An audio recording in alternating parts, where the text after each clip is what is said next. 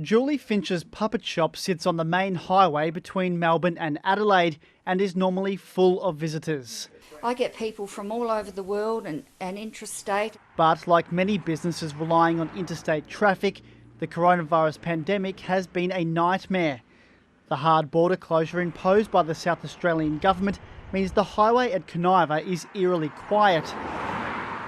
Look at it this morning, there's just no traffic, no cars going past at all whatsoever. Well, it's actually forced me now to close the puppet shop. It's a similar story at the Club Hotel, where Jacquie Peterson has cut back on opening hours and staff. Normally in a pretty relaxed kind of community, but with everything going on, it's just been, a little bit hard to take at times. And adding to the stress, her husband is stuck in Adelaide for medical appointments. If he comes home and goes back for another appointment, he has to self-isolate for 14 days. This week, without warning, the rules got tougher again. Residents needing to travel into South Australia now need to prove they've had a COVID-19 test within the previous 7 days.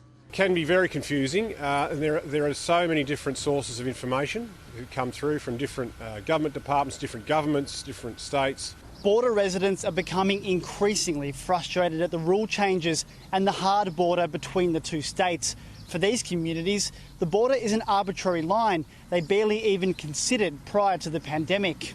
But with cases in regional Victoria on the rise, the South Australian Premier is making no apologies. Community expectations are very clear on this issue. We don't want people coming into South Australia against those directions. For now, Kanva is a town hanging by a thread. Sean Wales, ABC News, Kanva.